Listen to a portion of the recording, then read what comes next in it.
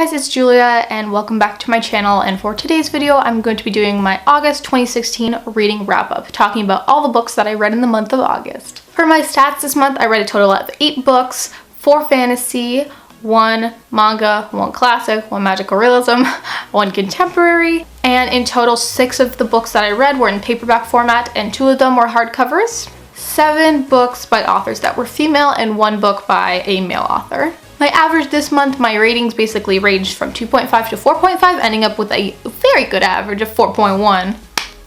Usually I'm at 3.3, so good for me. Let's get into the books. The first book I read this month was The Strange and Beautiful Sorrows by Ava Lavender by Leslie Walton. And this book does have trigger warnings for suicide, so keep that in mind before picking this up. I read this with Sajid from Books on My Social Life, so we both quite enjoyed the book and discussing it and all that jazz. I also have a separate video for this book and my overall thoughts, so make sure to check that out if you're interested. But basically this book, I always go into it knowing, like I went into it knowing it's a magical realism book about a girl who was born with wings, which is true, and it just follows 3 generations of women and their lives, and quite enjoyed this. It wasn't my favorite thing ever. The writing was like so pretty, but it was incredibly vague that I was like, what is even happening half the time? So that was a little, you know, but if you're looking for something out of the average YA or just like not your average book, I would pick this up. And again, this was really different, and yeah, I gave this a 3.5 out of 5. Next up here, I have This Savage Song by Victoria Schwab. Kayla and I did a buddy read for this, so make sure to check out our videos and all that. We did a lot of fun things with this if you're interested in checking those out. Kate Harker and August Flynn, one who's a human and one who's a monster, and they form an unlikely friendship. And it's just a crazy story. It's beautifully written. I love the atmosphere. I love the bond between the 2 characters, and this book has no romance, which is refreshing. And I just really enjoyed this book. It was dark and gritty. It took a little while to get into it, but it was good once you got into it. And yeah, I'm looking forward to the sequel that will probably come out like next year. So yeah, I gave this book a 4 to 5 stars. Orange, The Complete Collection, Volume 2 by Ichigo Takano. The series does have trigger warnings for suicide, so keep that in mind before picking this up. I read The Complete Collection Volume 1 last month, and I adored it. It's such a unique manga series, and it's beautiful. But yes, this is about a girl who gets notes from her future self telling her how to fix something that's gonna happen. It's a beautiful friendship bond, and there's just beautiful scenes, and it's just the cutest thing, but the most heart-wrenching thing ever, and I adored it. I don't think I've ever tabbed a manga.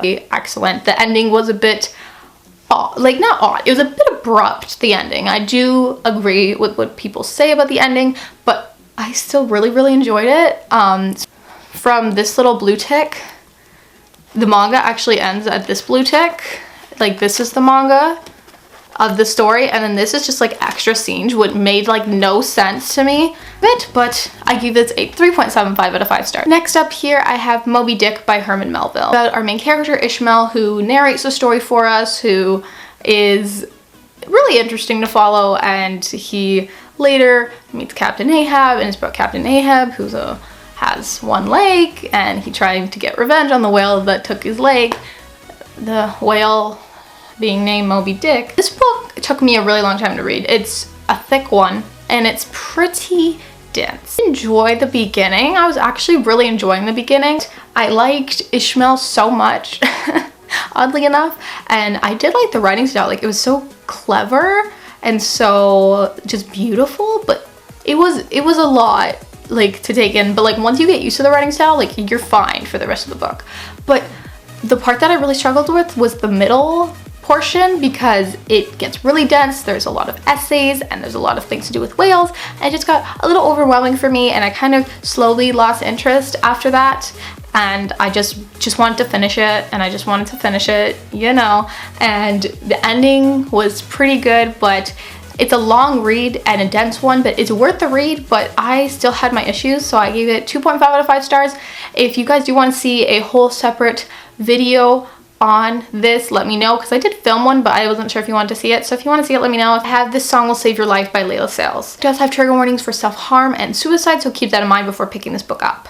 This book is a YA contemporary book about a girl who basically is the social outcast, and she's in high school, and it's just her life. You know how contemporary novels go. There's romance, there's a little bit of other things going on, and it does deal with some darker topics, but like, it was set, and there is a kind of musical, there is a music element to this. I did really enjoy this book. I thought it was super refreshing.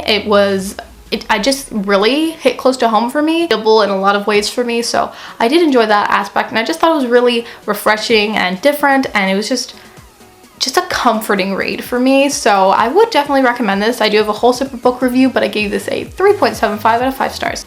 These next couple books I did read for the Bout of Books readathon, which if you guys want to see my full in-depth reactions and jazz, you can check out my vlog and wrap-up that I uploaded.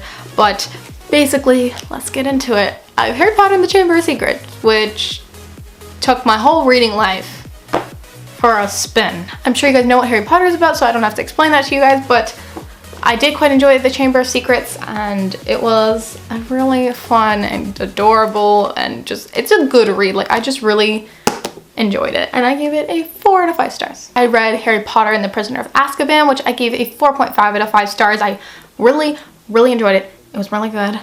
And then I read Quidditch Through the Ages, which this was just a little book just about Quidditch and stuff. It was okay. I had my issues. I like Quidditch, and I thought it was really interesting. Like, at times it was interesting to hear how more in depth how the game worked, but then like we got into the history of it, and I was like, oh my god, I am bored. I gave it 3 out of 5 stars. It was okay. So yeah, you guys have it. These are the 8 books that I read in the month of August. Let me know how you guys did down below, and I'd love to hear your thoughts on the books I read and the books that you read and just all that jazz. And if you've read these books, if you want to read these books, you know the drill. And I'll see you guys really soon, and best of luck in the month of September. A lot of us are going back to school, so best of luck to you. Yeah, I'll see you very soon. Bye.